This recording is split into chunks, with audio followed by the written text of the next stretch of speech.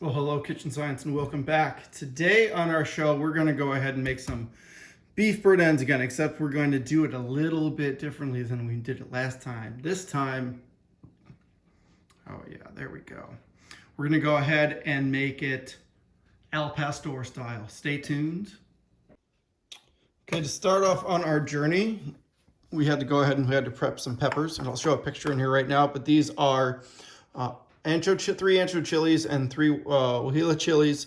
And what we did is we toasted them in a dry pan, a saute pan, for 2 to 3 minutes each side until all the sides started to go ahead and toast up, and we got this nice sweet almost molasses-like smell coming out of the peppers. At that point, we took them off the heat. We let them rest for a moment. We then cleaned out all of the seeds that are in there. Now, I have a little bit of seeds left in here, and the reason that I do is I like it a little spicy, but if I wanted it even more spicy, I could go ahead and leave a little more of these seeds in. To that mix, we are going to add one apple cored and peeled, and if you remember, my daughter is allergic to pineapple, so I don't end up using pineapple in this recipe. I always end up using apples instead. We have a whole yellow onion. We are going to also have some orange juice. So I've got some Car oranges there that I got at my local Trader Joe's, so we're going to juice one of those. Next to that, we have salt, kosher salt. We have cinnamon. I believe this is a ½ teaspoon. We have a tablespoon of cumin, a tablespoon of Mexican oregano. We have a tablespoon of fresh ground black pepper. We have 2 ounces of achiote paste. And then we've got equaling about 5 fresh sprigs of thyme. So all of that's going to end up going into our mix. On top of that, we are then going to go ahead and add a ½ cup of extra virgin olive oil. Pick the stuff that you like. Don't just pick something cheap. We've got apple cider vinegar from Bragg's. The organic stuff, we're going to add ½ cup of that, and then we're going to add a tablespoon of orange blossom honey. Now, you could easily go ahead and change this out for agave. I just didn't happen to have any agave. So when we're done making all of that, we're then going to add it to our beef chuck right here. We're going to then chuck roast. We're going to let this marinate overnight, and then we're going to go ahead and pop it on the smoke. And tomorrow I'm going to show you how we're going to go ahead and make these great burnt end al pastor style tacos. Oh yes, and one last little ingredient I forgot about was 8 whole cloves of garlic. Now I took this garlic and I peeled it. I roasted some chicken off in my oven, and I went ahead and I popped the garlic in there so that it could get nice and soft and get a little bit of roasty. So this roasted garlic is also going to end up going into our marinade.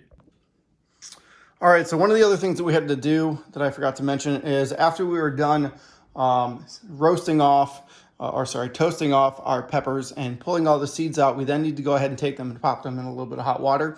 This is just 140-degree hot water out of my water tank. I let them sit for about 5 minutes, and now what we're going to do is we're going to put them in the blender, and we're going to let them blend in the blender until they are perfectly smooth. Now, I realize that the blender that I have here is kind of high-powered. It's 2.2 horsepower. It's a Vitamix.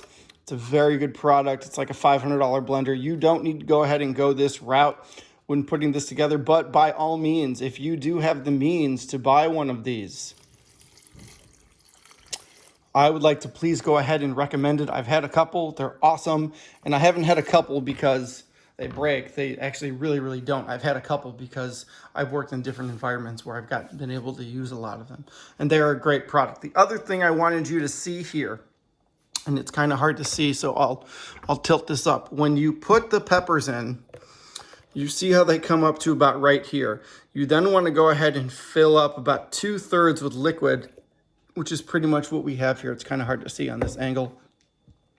But this is one of the very important things into using a blender, i.e. even using this machine, is you need to make sure that you're able to get that 2/3 fill right there, so that when you're doing your blending, not only do you blend it nice and smooth and blend it all up, but you want to actually look for this little cyclone effect to go ahead and show up in there.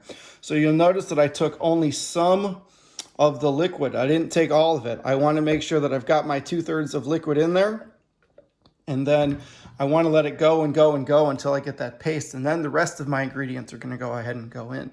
So we're going to put our cap on and we're going to start it up.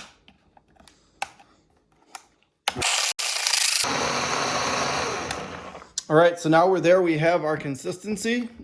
And if we look inside of here, we can see there's still, oh no, it's good. Those are just air bubbles.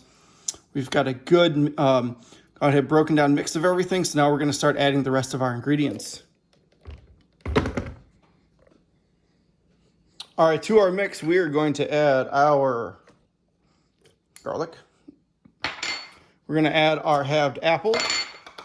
We're going to add all of our onion. We're then going to go ahead and add in our vinegar.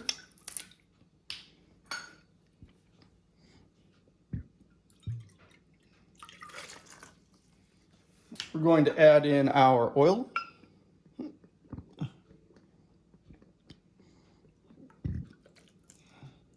Going to add in a tablespoon of honey. Again, you can sub this with agave, and I'm just eyeballing that.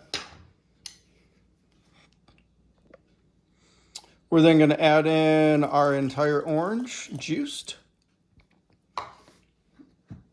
Next, we're going to add in our thyme. We're going to add in the rest of our spices minus our achiote. Now, there's a weird reason I'm doing this. I want to try to get all of this blended up.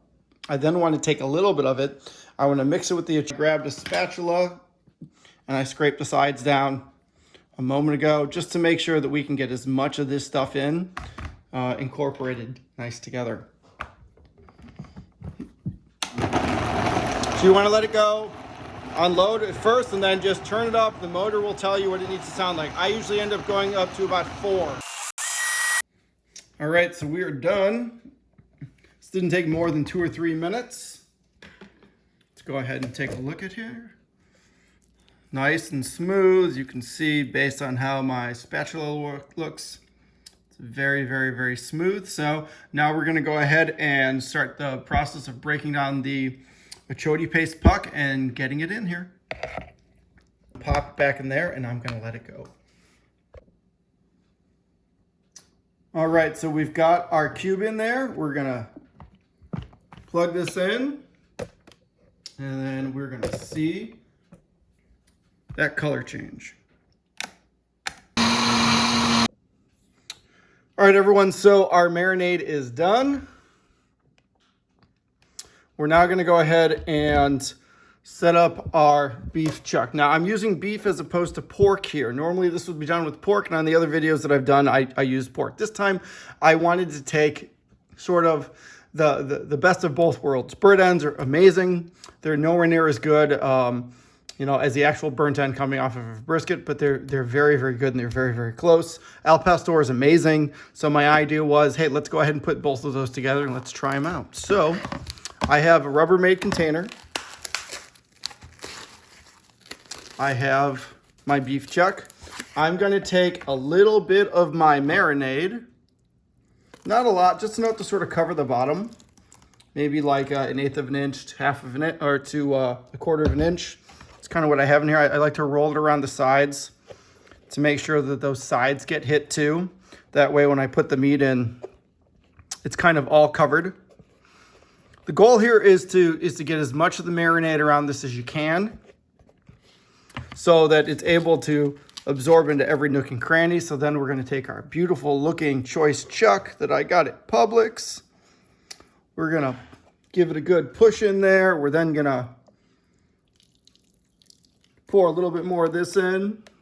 Now this marinade is going to be used in 2 different fashions. This is the first fashion. We're going to use it to go ahead and actually marinate the meat. And then the second one is when we're making our burnt ends and we do our final cut of our burnt ends. We're then going to go ahead and set it up so that we then cube the meat and then toss it in this stuff again and then put it back on direct flame on the big green egg and see how dark and charry we can get it. All right, and that is that. So we are covered. This is going to go in my fridge for a minimum of 12 hours. And then it's gonna go ahead and go on the smoker in the morning, and we're gonna see how delicious it's gonna go ahead. All right, everyone, so it's been about 20 hours that our beef chuck has been sitting in our El Pastor marinade, and that's what it's gonna go ahead and look like. So what we're gonna do is we're gonna scrape some of this off. We're gonna pop it onto a sheet tray with a rack. And then we're gonna go set the smoker up and get it all fired up. But look at that, they look great. You don't need to take all of this off, but you want to try to take off a good amount of it. So I'm trying to take it off over the bowl, because later what I'll do. All right, so now that we've got all of our sauce off, now we need to go ahead and we need to add our thermometer. So remember, we have the meter we're gonna go ahead and use. It's nice and charged. So we're gonna look for the densest part, which is sitting over here by this nice nub of fat. We're gonna look for the center. We're gonna push this all the way in until we get both points of that meter in, and now this is ready to go. Let's go ahead and let's fire up the egg. All right, everyone, so as you can see here, the egg's about ready to go. We've got a nice decent fire going in there. We've got our lump charcoal, we've got our hickory wood chips, we've got our flue all the way open. So now we're gonna go ahead and assemble and get this sucker up to 225 degrees to 275 degrees, and then we're gonna let the El Pastor start smoking. All right, everyone, so as you can see, our white smoke is starting to try to turn to blue. We've got a little bit of crackling going on right here. We're sitting at about 350. Again, we're trying to get some heat in the dome of the egg. So put our hand on here. Notice I can hold it here for a while, or maybe 100 degrees, 125 degrees on the outside here. So we need to let it keep going. So you'll notice I still have the flue all the way open, and I don't even have the cap on yet, because I really am just trying to get this sucker up to temp first before I dial it in. All right, so it's been another 20 minutes. We're about 450 degrees or just under. It's definitely nice and warm in here right now, so I'm gonna go ahead and go get the chuck, I'm gonna go ahead and, adjust the temp, get us back down to our 225 degrees, and we're gonna start smoking. All right, everyone, so we've just about hit temp. We're right at 250. So remember, we want to stay between 250 and 275. So here is our chuck that marinated for 20 hours. We've got our meter probe in there. We're sitting on our drying rack waiting for this. So now it's time to go ahead and go. Burp the egg. There's all that wonderful blue smoke coming out of there. We're going to then go ahead and take our chuck, lay it on in the center. And we're gonna let this guy go for probably the first 3 hours. We're just gonna monitor with the meter, and we're gonna see where we end up. Oh, just to let you know, just to show you, wow, that smells good. We've got our flue cracked open here, and we've got our one finger down there, and we are ready to cook. All right, everyone, we're about 2.5 hours in. You'll notice we're still holding at 250. So let's check this out. Burp the egg. Ooh wee! Look at all that. All that moisture on there. It's starting to soften up a little bit, but it's still pretty hard. We're still around the 180 degree mark. I think like 183, 184 inside. We've only been going for about 2.5 hours, but that already looks and smells fantastic. So let's see what this looks like in another hour or so. All right, everyone, we are at 3.5 hours now. Temp's still been holding around 250. I'll show you a pic of the meter probe we have, but let's take a look at this. Oh my goodness, that looks amazing. All right, so now what we need to go ahead and do is get it off the heat, and we need to let it rest for about half an hour. And I'm gonna walk you guys through and show you what that method's gonna look like right now. All right, everyone, so here is the El Pastor beef chuck piece. You'll notice it's getting nice and soft in certain areas and still pretty hard in others. So we temped at 195. We're gonna take it right now, and we're gonna move it over to a piece of aluminum foil. We're gonna pull out the probe. Now, when you're wrapping in aluminum foil, you wanna make sure that you wrap on the shiny side. The shiny side is the non-reactive side. And all I'm gonna do is wrapped just like so. Cooler sitting right here, and this cooler has been preheating for the last 20 minutes. I basically boiled water. I put maybe like 5-6 cups of boiled water in here. As you can see in here, there is our brisket. We've got our water at the bottom. Oh, sorry, not a brisket, that's our chuck. It's sitting above the water. We've got a decent amount of heat in here. So now, right now, I'm gonna add a thermometer in here, a different thermometer, so that I can measure the actual temperature of the interior of this. And then once we're sitting here for about half an hour, then I'm gonna pull it out, and then I'm gonna chop it up, and then I'm gonna mix it in with some barbecue sauce and some more El Pastor marinade, and we're gonna get it back on the grill. Here's our barbecue sauce for the cubes that we're gonna cube up here soon. So this is basically half a cup and half a cup. Half a cup of Stubbs barbecue sauce and half a cup of the El Pastor marinade that we made. And I just wanted to show you this right here, that if you look right there, we're at 140 degrees. That is the temperature. It's been about 40 minutes. You'll notice that our temp is still sitting 138, which means our cooler trick worked. Look at that. Oh yeah.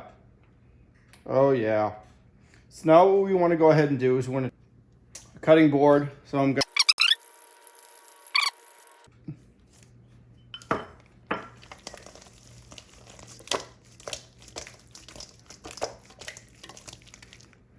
All right, I don't think we can make that any easier, can we? So then we're going to go ahead and we're going to grab our foil again.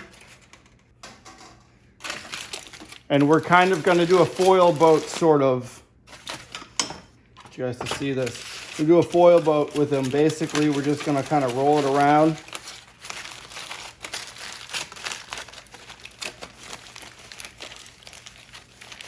So that all these pieces can go ahead and get nice and saucy. To the grill. All right, and we're at the grill. You'll notice we got temp just under 300 degrees. So there's our pieces. We're gonna let them sit in here for about an hour around that 323 degree temperature. If it hits like 350, 375, I'm okay too, because that just means that this is gonna brown more. But honestly, right now, I just wanna go ahead and get some heat into these guys. So let's see what they look like in about an hour. All right, everyone. You notice we're starting to lose some temp here. That means that I must be out of fuel. So let's go ahead and crack the egg. Ooh, those look great. Let's see how they are. Oh yeah. Oh yeah, this guy. All right, everyone, here we go. There we go. That's it. Look at that. We have poor man's burnt ends, El Pastor style. Isn't that amazing? That just kind of squeezes together. Oh, this is going to be great. Go ahead and give this a quick bite.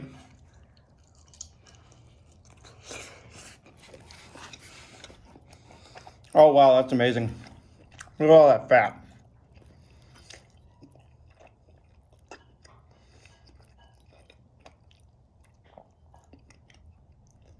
This would be awesome if it was pork. It's great that it's beef. It's got that great beefy flavor with the El Pastor seasoning. The barbecue sauce did it so much justice. It was really, really, really helpful to make it nice and sticky. But I'll be honest with you, as good as this beef is, and I'm gonna love eating it in tacos later. A little bit of raw red onion and a raw white onion, a little bit of mint, and some mango, a little bit of hot sauce. I think I would rather see this in pork than in beef. It's really good, but I think it'd be better in even pork. If you guys want to go ahead and see that video, please let me know down below. Anyways, please, whatever questions you have, leave them in the comments. And if there's something else that you want to see me go ahead and build next, please go ahead and write it down, and I will go ahead and get ready to do it. Anyways, if you like this kind of content, please like, share, and subscribe. And as always, keep trying to make better and better barbecue every week, just like I do. All right, thanks.